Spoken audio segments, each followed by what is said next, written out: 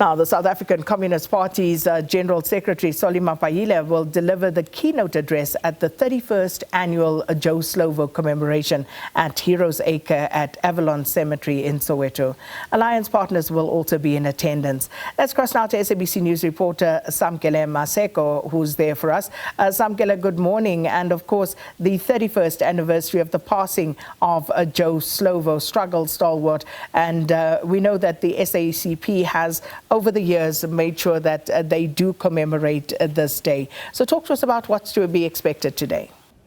Indeed, Sakina, as the scorching sun rises above the city of Johannesburg, and particularly this Heroes Acre of Avalon, the remains of struggle stalwart Joe Slovo here behind us will ultimately be what resonates, particularly when the alliance leaders speak here earlier this morning. The president of the African National Congress, alongside the general secretary of the South African Communist Party, Solim Africa Mapaila, and Zingiswalosi, the president of the Congress of the African Trade Unions, COSATU, will ultimately address this 31st anniversary and commemoration of the passing of Joe Slovo at a time when the alliance is faced with the turbulent times, at a time when the allies of the SACP, particularly Venezuela and the ruling party in Venezuela, has had its president abducted by the United States of America. That would be President Nicolas Maduro, who was in court yesterday faced with those narcotics charges. We've seen Mapaila this past Sunday speaking about how the United States has no regard for the UN Charter, which was yesterday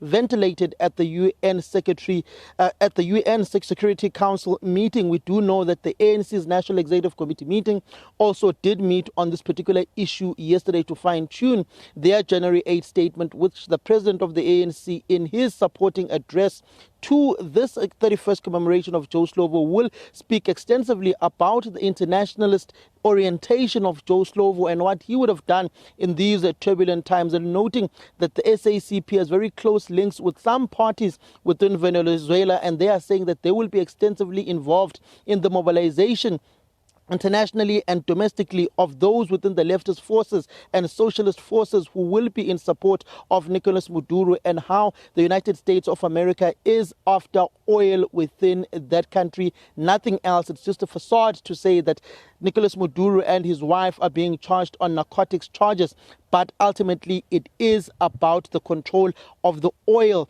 of the country of Venezuela. Domestically, it will be politically charged on the issues facing the tripartite alliance at this point in time, with the South African Communist Party deciding to go it and contest the 2026 local government elections alone, with an alliance summit lined up to take place within the first quarter of the year. It is going to be interesting if the ANC and the SACP can rekindle their relationship, which has pretty much fractured.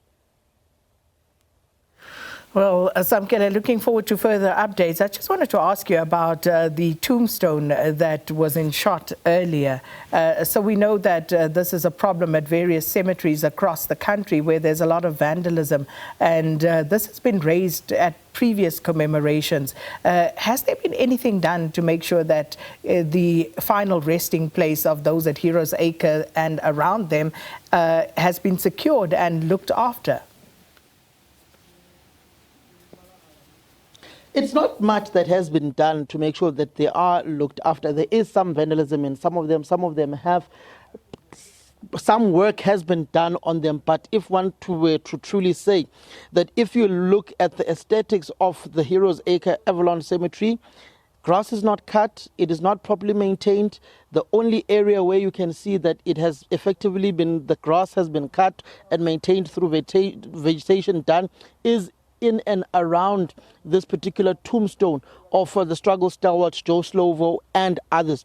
But beyond the point of this particular tombstone of Joe Slovo, the grave of Joe Slovo, the grass is not properly maintained. One may say it was through the festive season, but it has become synonymous with South African cemeteries that they are not properly maintained. In some instances, you'd find that in the province of Gauteng, Eastern Cape, KZN, graves are vandalized. The tombstone, the granite, is taken, made into kitchen toppings by those whom are within that particular sector, or thieves are stealing this particular granite toppings of these graves, and that is become very synonymous within all provinces of the country. Security within the area is there, but it's not at a level that you would expect this particular area, which the remains of revered struggle stalwarts within communities, most of them rooted within their communities, is not properly guarded and is not properly maintained in terms of vegetation and making sure that their tombstones are kept in good condition. Well, thank you so much, Samkele Maseko, speaking to us there from Heroes Acre at Avalon Cemetery.